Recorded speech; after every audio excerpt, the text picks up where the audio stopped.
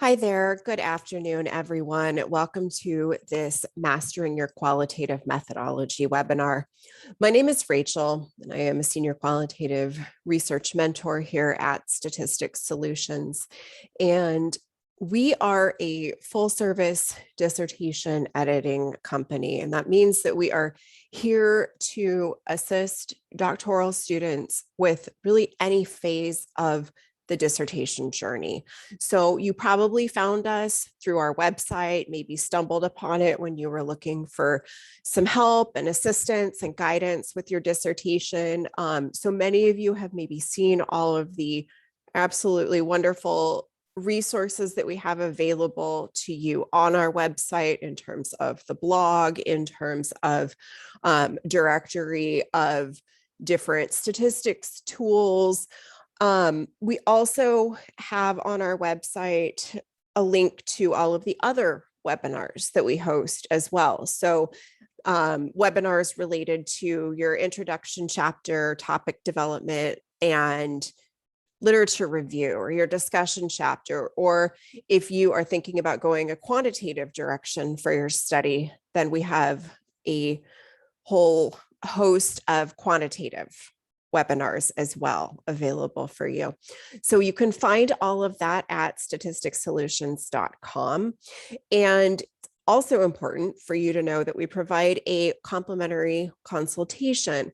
And so if you do need a little bit more help and are interested in working with us as mentors, you can either email info@statisticssolutions.com or go to our website where you can self-schedule a time that works best for you to consult with one of us about your dissertation research, about your own needs, so that we can work with you to provide the best assistance to get you done with the dissertation and on to the rest of your life. So again, I'm Rachel. I'm a Senior Qualitative Research Mentor at Statistics Solutions. This is the Mastering Your Qualitative Methodology webinar. It is being recorded, and you will receive a copy of it no later than tomorrow, along with the slides as well. I also have Isades in the background with me, kind of running the show in case there are any technical difficulties. So if you have questions related to what we do at Statistics Solutions, you can pop those into the chat throughout the webinar. You could also use the Q&A box. And she can answer those as we go along in the webinar today. If you have questions on this webinar's content, please put those in the question and answer box, and I will leave time at the end of today's webinar to address any questions related to the content. So qualitative methodology, I don't cover anything here related to quantitative methodology and design analysis. I don't cover anything related to literature review or discussion chapter in this webinar or in the questions. So if there are content questions, please put those in the question and answer box, and know that I will make time for them at the end of the webinar today. So for those of you, again, just joining, this is Mastering Your Qualitative Methodology. And if you have questions about what we do or about the content, go ahead and leave those for us. So you'll also see throughout our contact information as well. Okay, so, if you do want to schedule a free consultation, you can do that. I will touch on each of these sections in today's webinar. So this webinar is really designed for if you are struggling with sort of the, what do I put into this chapter? How do I do this? This is exactly for you. You're in the right place. Okay, so in terms of looking at a higher level overview of the methods chapter, the sections that I see most commonly required of students, so this is sort of a compilation from different schools' checklists and templates, are the introduction, the research design, a section on your role as the researcher, a section on the methodology, issues of trustworthiness, and a summary. So if you're really lost, if your school does not have any kind of checklist to guide you through this, if you include these sections, which I will touch on in a bit more depth in turn during the webinar today, if you get these sections into the chapter, you will be in very good shape. Okay. The caveat is that you always want to follow what your school says. So if they have a checklist for you, if they have a template for you, and it is different from what I am presenting today, you want to follow what they tell you to do. Okay. They're the ones signing the forms and getting you graduated. Okay. So in your introduction, this is pretty standard across the introduction section to all of your other chapters, but you want to restate the purpose of your study.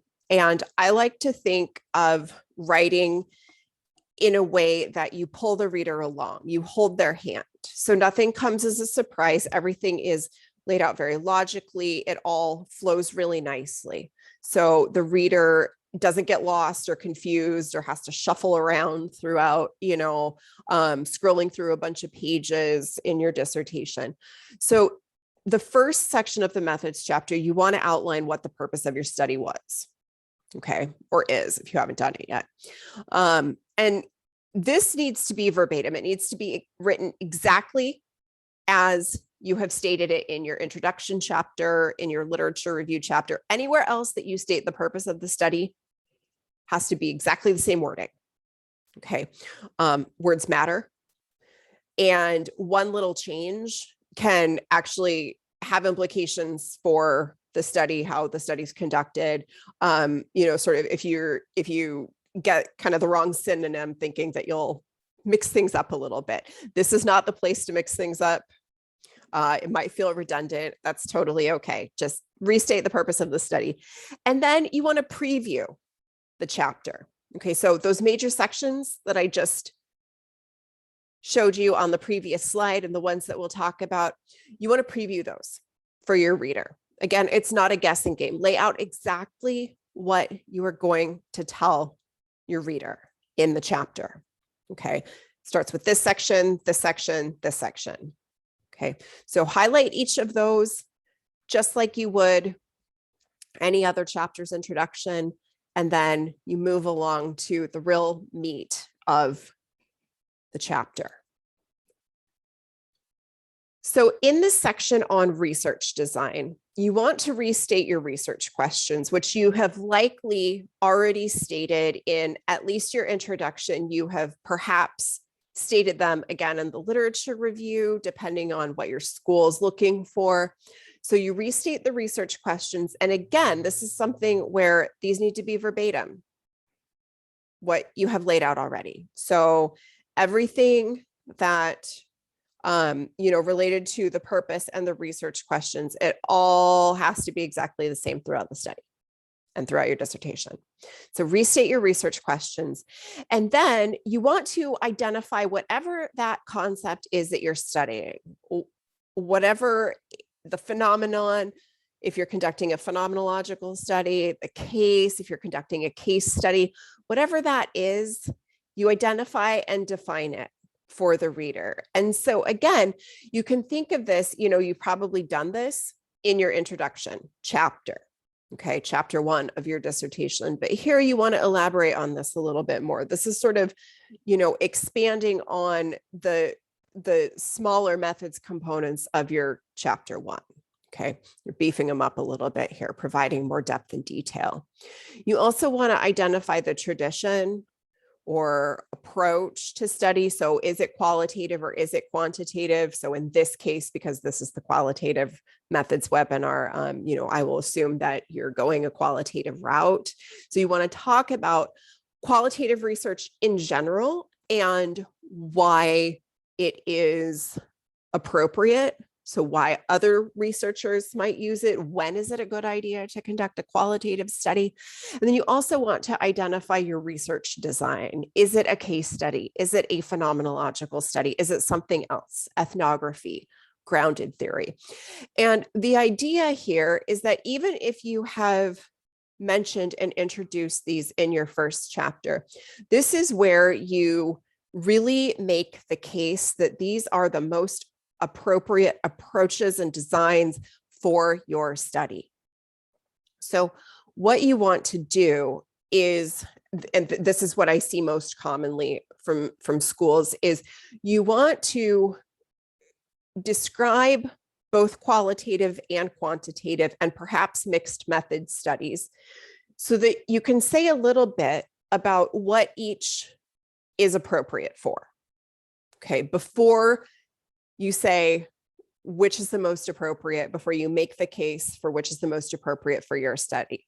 And you'll do the same thing for the design as well. So you want to highlight a couple of different qualitative research designs that, might be appropriate for your study so that you demonstrate that you are familiar with the different types of qualitative studies, okay, that you understand what these different studies are good for and how they're used in research, so that you can then justify why the design you selected is the most appropriate for your study. So you do that in the research design section. So then the question is, why do we use a qualitative design? If you are collecting a lot of textual data, this is usually a good indication of a qualitative study. So by textual, I mean, are you conducting interviews with your participants? And so you're getting a lot of, spoken, I'm going to use the term narrative, although that's not to imply a specific narrative approach, which is something different. But, are you getting a lot of participants' words?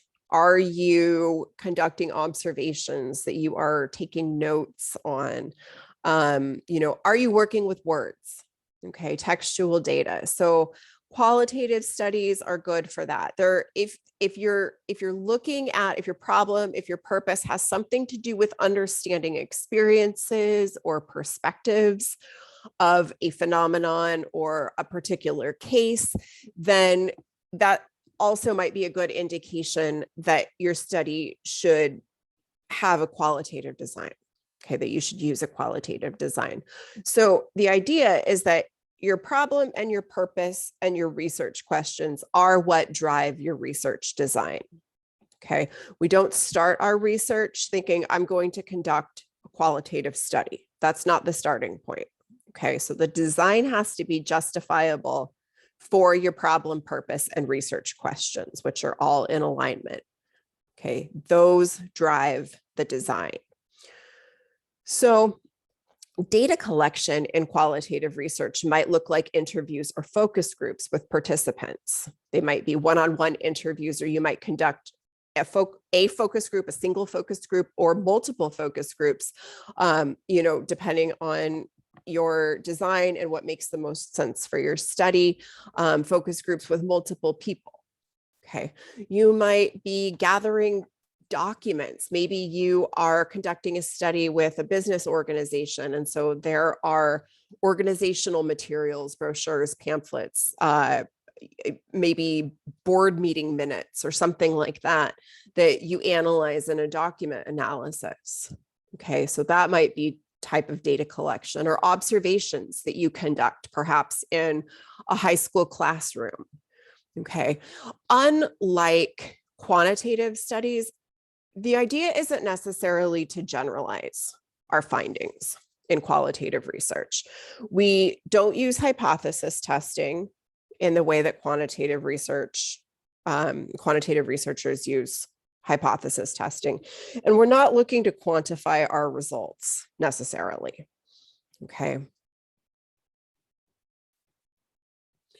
So I want to provide a bit of a higher level overview of some possible qualitative research designs. And this is not an exhaustive list, absolutely, but I want to touch on those that I see most commonly in the students I work with. Those common designs are case study, phenomenology, and generic designs. Occasionally, I do see grounded theory and ethnography, so I will touch on those as well. But they're there are many, many others that might make more sense for your study than any of these. Okay, so again, you have to be able to justify what makes the most sense for your study. If you want to take a really deep dive into a specific example of something, really in depth, perhaps over a longer period of time, although it doesn't necessarily have to be a long period of time, then you may consider a case study. Okay, so different types of case studies. You might look at an atypical case or an exemplary case, cases that provide a counterpoint to what we already sort of know and understand, those that might point you in a new direction. And you can conduct single case studies, multiple case studies, and even within those, there are more ways to break the design down that I do not go into in this webinar. So, if we're looking at, let's say, there is a new high school English curriculum that a school district has adopted, and you are interested in teachers' perspectives of how this has impacted students. Do teachers think that the new curriculum is better for students?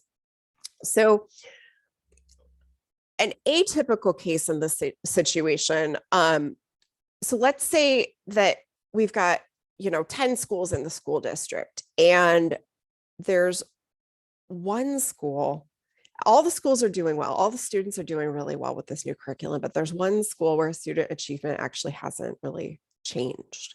So that might be an atypical case. So that might be worth studying, right? Or you could take an exemplary case. You might look at one of the other schools that is doing really well with this new curriculum.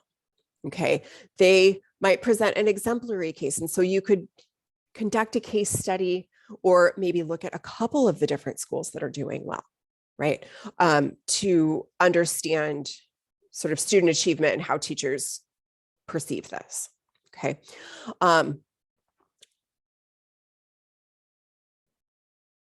Cases are bound by some uniting factor. So there's sort of a situation in the case where everything within certain boundaries are the case and everything outside of it is not in the case. So as the researcher, then you have to establish what those boundaries are. So that's binding the case. And that is done for either a single or multiple case study. Case studies also, researchers using this design make use of multiple data collection methods. Okay, that is really kind of key within the case study, because it's because it's an in-depth look and an in-depth analysis. The idea is to really examine this from all different angles. So you might conduct interviews with teachers, and you might conduct classroom observations, and you might conduct some document analysis with the new curriculum materials. Okay, and the goal is really this rich description of the case. Okay, and those patterns or themes that come out of studying the case. What are the commonalities, right, throughout? So in comparison to a case study, I also see phenomenological studies a lot in my clients, the students that I work with. So if you are interested in exploring the lived experiences of participants, okay, and this is really psychological in nature because it has to do with how people make meaning of these experiences as they lived them, then a phenomenological study might be the right choice. So phenomenological researchers use in-depth interviews. You may use other data collection techniques, but it's really the interview that is key here. Okay, and I'm talking about in-depth. They take a long time, probably more than an hour at a time. The interviews might occur over multiple, dates, different times. It might be that you conduct more than one interview with each participant. And the goal is to really illuminate the commonalities of that experience. So what is the overall sort of structure of that experience, right? Because if everyone has been through this experience, then there should be some commonalities to the structure or the essence of that phenomenon, and then how people talk about that structure and make meaning of that.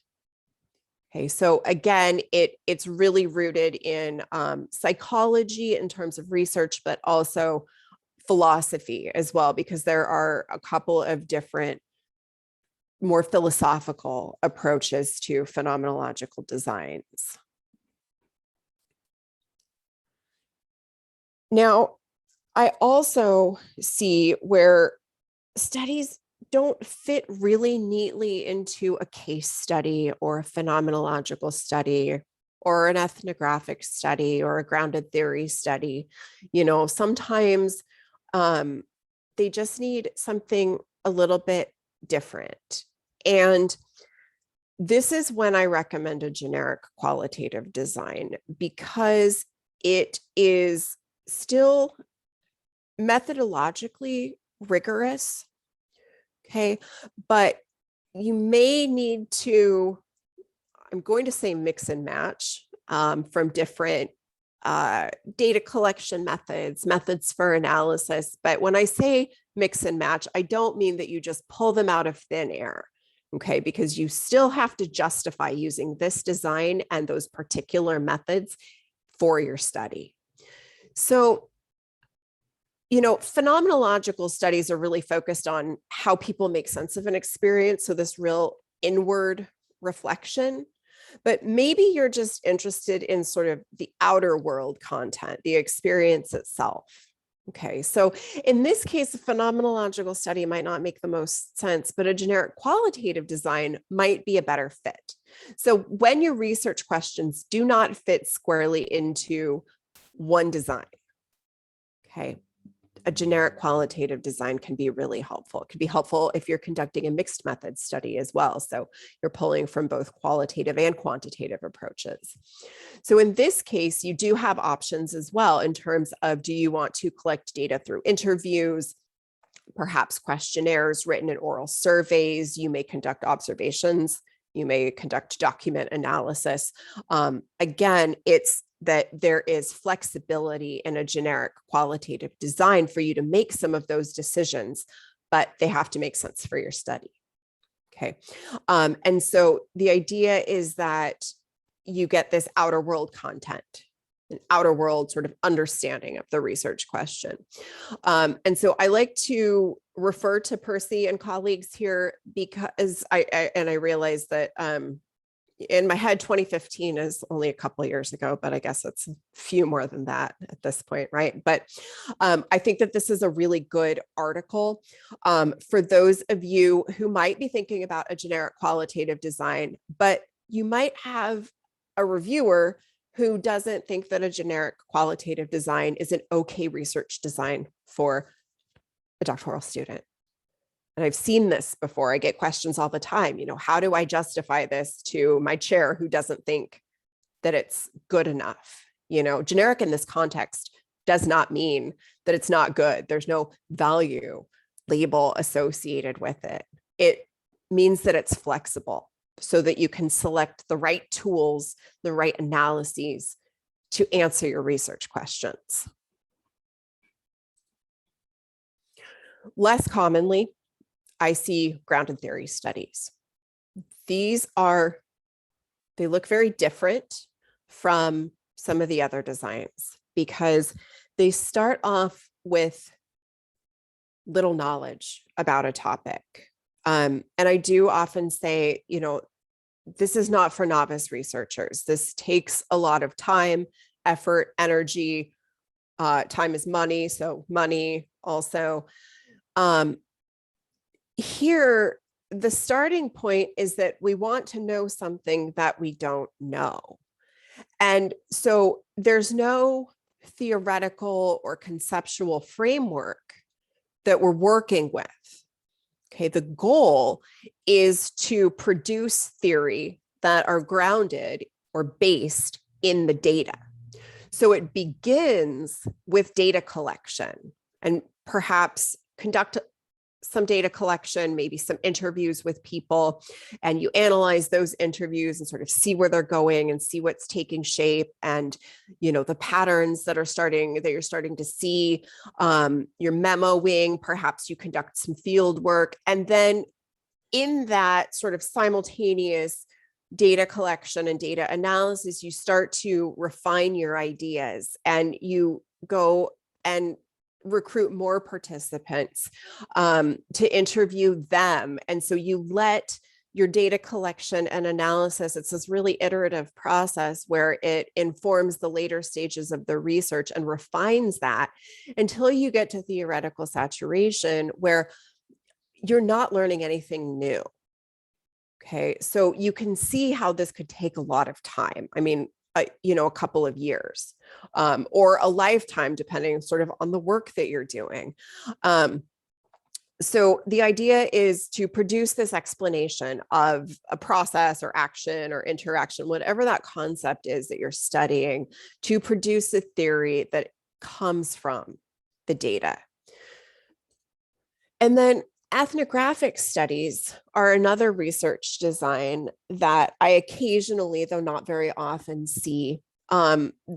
These are ethnographic studies are really kind of within the realm of sociology and anthropology, although not entirely. And certainly ethnographic studies can be done in other contexts. But when we're situating the problem in a larger cultural or societal context, okay, that's, ethnography is really good for that. It's this holistic look at something, at the concept. So networks of people or institutions, social groupings, and data collection looks very similar to the other designs: interviews, conversations, field work, and participant observation, which are really kind of key here. And so when I say extended field work, I do mean, oftentimes it can take more than a year going to a field site.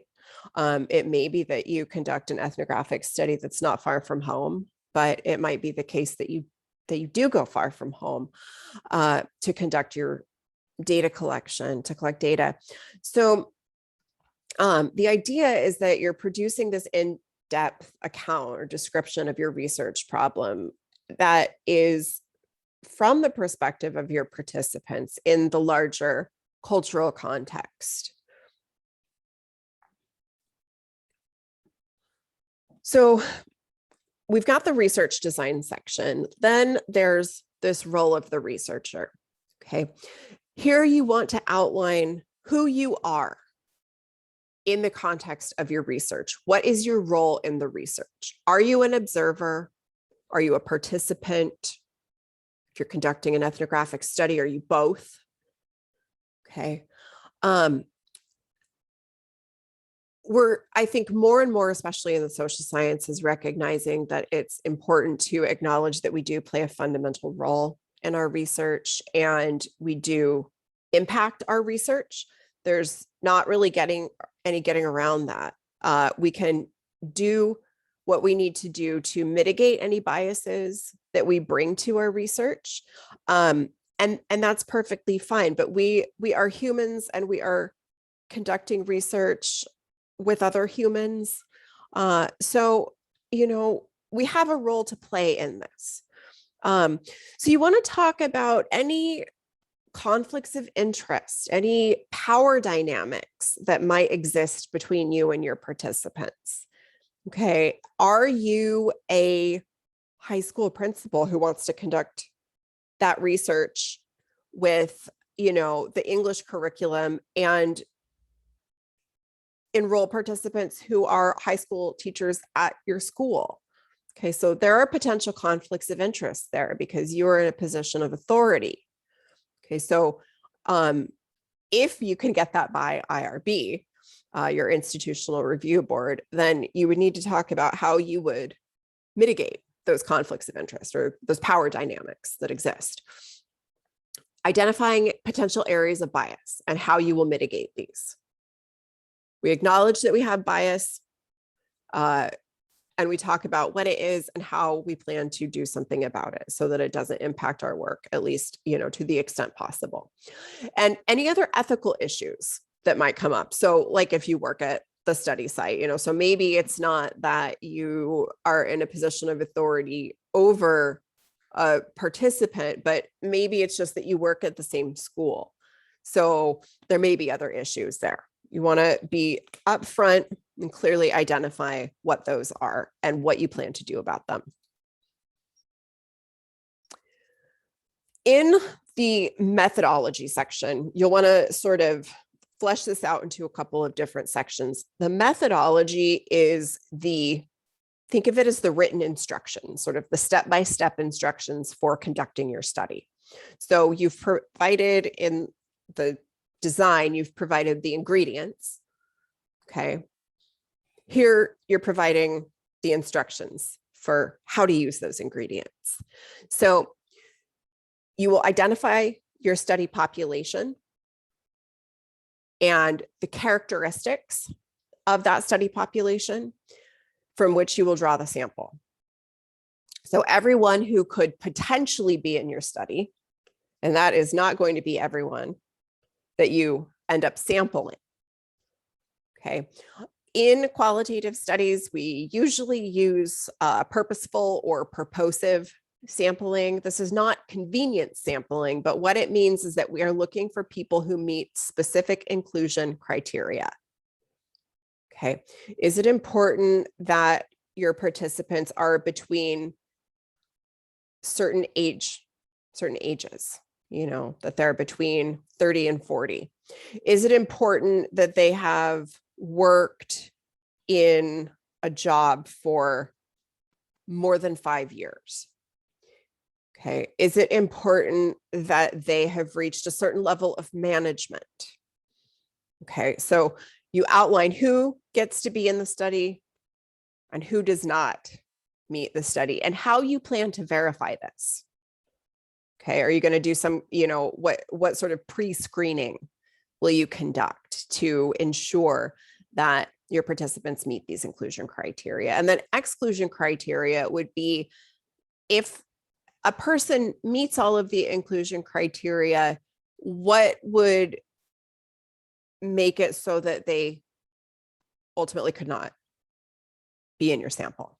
Okay, so that's purposeful sampling. And if you think about this, this makes sense. A random sample of people is not necessarily going to find you a group of people who have all been through the same experience.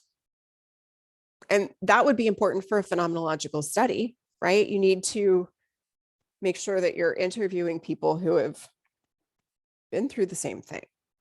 Okay.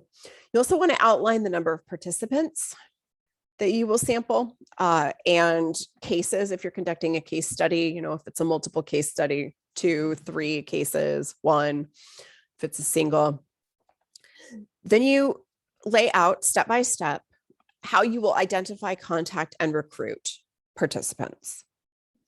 So again, methodology, that's the instructions. That's the instructions for yourself, right, in this chapter, but it's also important for someone else who's reading the chapter to be able to follow along with those instructions, know how to do what you did.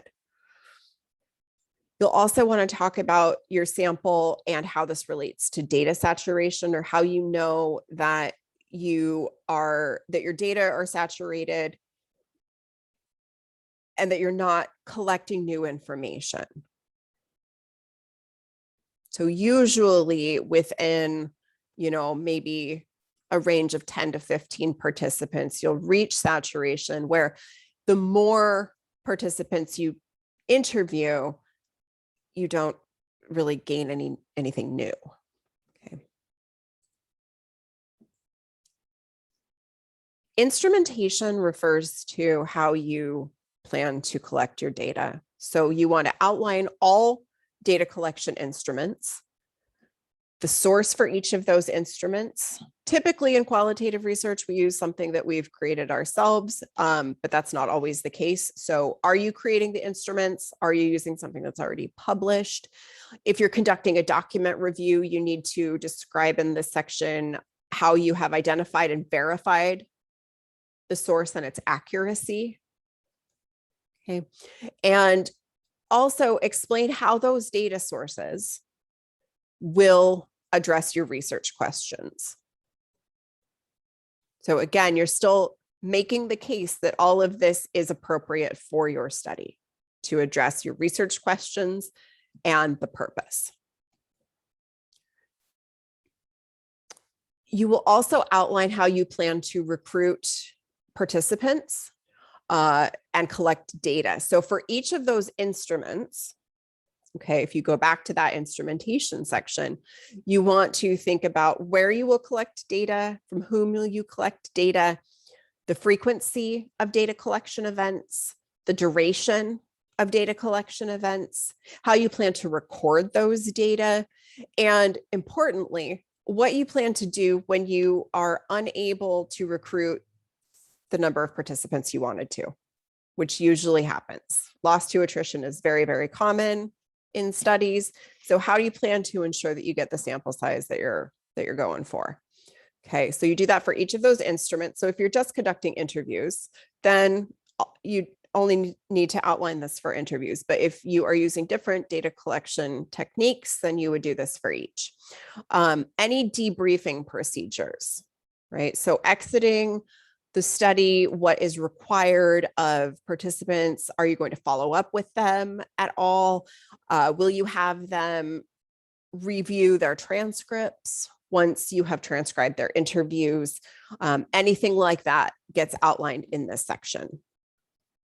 And then you'll outline your data analysis plan. So once you have all of these data, what do you plan to do to understand them? Figure out what it all means.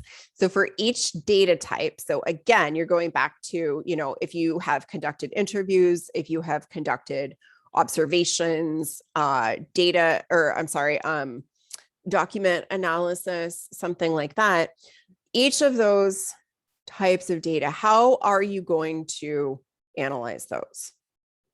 Okay, so how are the data connected to the research, but how do you plan to analyze them? And it's not necessarily the case that you have to use an entirely different data analysis plan for observational data and for interview data. You might, decide that thematic analysis or something like that is the most appropriate. And you could apply that to interview and observational data. Okay. You want to outline any coding procedures. So how you plan to, look for those patterns, any software that you're going to use in the analysis, and then how you plan to handle any discrepant cases or anything that sort of sticks out in your data as being different or not fitting the patterns that you're seeing in the data. You'll include a section on trustworthiness as well. And I recommend setting this section up as maybe a paragraph or two in your chapter for each of these tenets of trustworthiness, credibility, transferability, dependability, and confirmability. So each of them refers to a different aspect of trustworthiness. So how do we know that the findings are accurate? Are they applicable in other contexts? Are they consistent? Could somebody replicate your study? And, do we know that the findings are based on what participants said and not the researcher? So there are different ways to establish all of these. Triangulation, maybe multiple data sources, rich description, so providing enough detail that someone else can, understand sort of every move that you made, every decision that you made and why. An audit trail, member checking. So once you have your findings, you present a summary of that to your participants, and then ask them, does this summary, do these overall findings, fit your experience? And these different techniques are not mutually exclusive to the way that I have the four tenets listed here. Triangulation could be used, for example, for any one of these four. So, but you do want to touch on each and how you plan to establish each in this section. Then you want to touch on ethical procedures as well. So any agreements that you need to gain access to your participants. That high school is not going to let you just stroll in and start talking to teachers. So you're going to need some permission, whether it's at the school level or the school district level or something like that. Similar with organizations, they're not going to just let you come in and start observing their place of business. So you want to outline what those agreements are and how you plan to obtain them in the ethical procedures. Most often you will need to have these secured prior to submitting your IRB or institutional review board application. That's another important component of the ethical procedures, is having IRB permission and approval to conduct your research from your institution. There are depending on where you're conducting your research, they may also have their own IRB that you would need to go through. So outline in this section any of those agreements, how you plan to ethically recruit participants and collect data. Okay, treatment of human participants, right? So justice, beneficence, all of those principles of conducting research with humans in an ethical way. How will you treat your data? How will you ensure confidentiality of data and participants? How are you going to store and secure your data so no one else has access to it? Okay. I mentioned anonymity versus confidentiality here because it's very rare that a qualitative researcher conducts an anonymous study. That would mean that you have no idea who your study participants are. And that's probably not the case if you're conducting interviews. Okay. It's a never say never, but usually it's that we need to ensure confidentiality. We know who our participants are, but we need to make sure that no one else does. Okay. So this means in terms of recruitment that you don't want to go up to someone on the street around a whole lot of other people and say, do you want to be in my study? Right? People can identify that. And then for securing your data after a certain period of time, and you want to check with your school, it's often 5 years, but it might be different depending on the school. You want to secure your data, maintain the data for X amount of time, and how you plan to destroy it afterward. What are you going to do once it's all gone? Okay.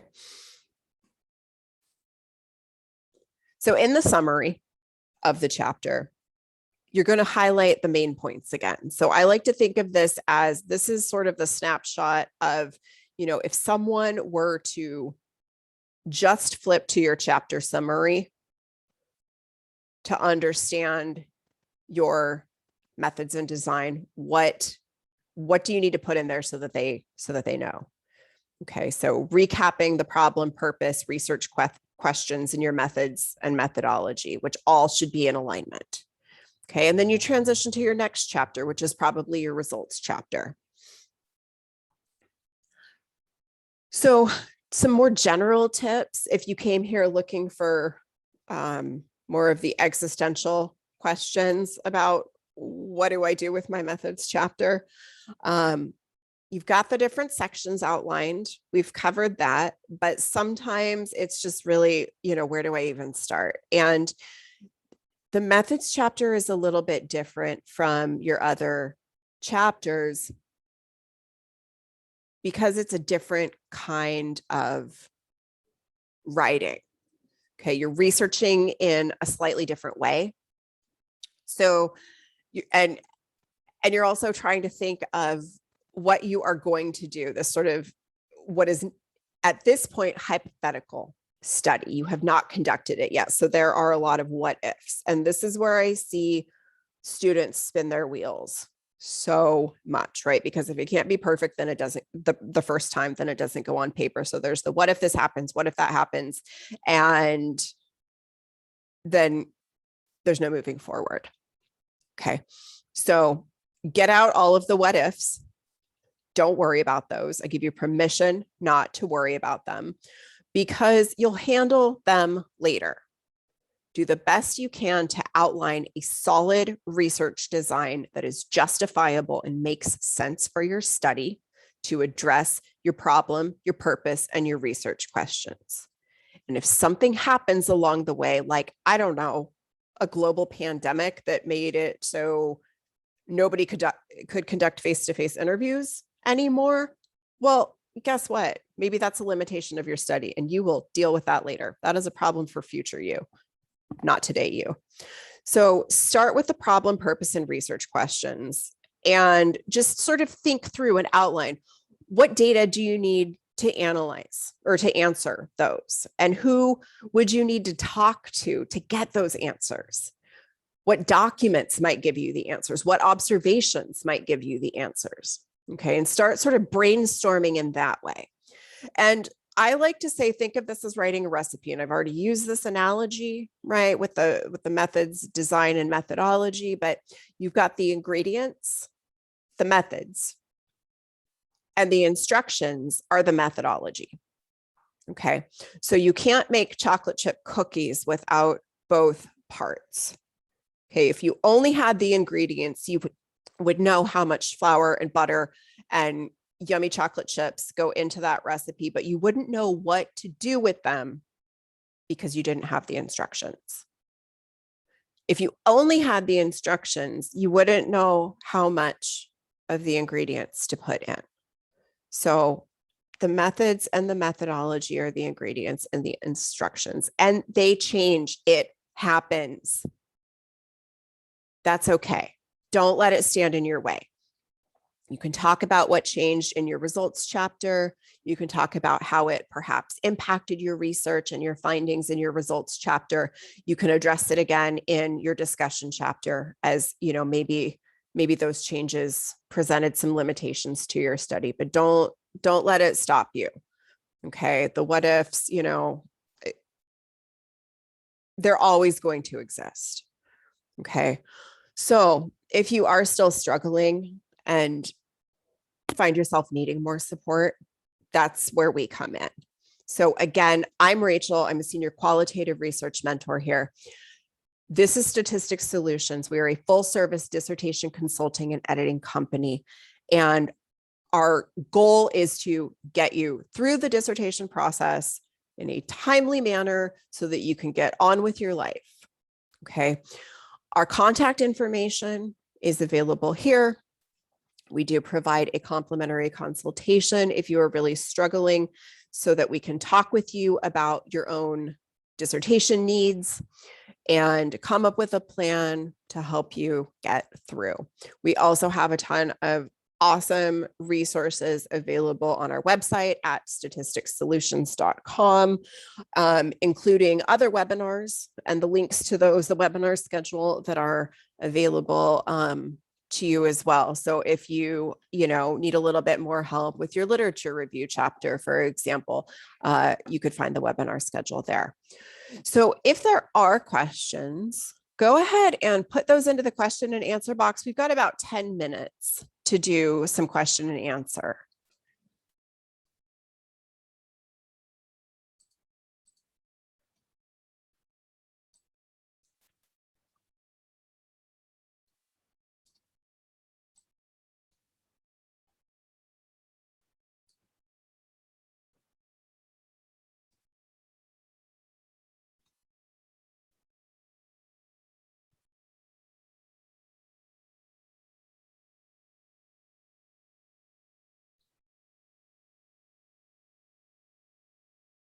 So again, if you have questions about webinar content, You can go ahead and pop those into the question and answer box, and I will read those or answer them out loud.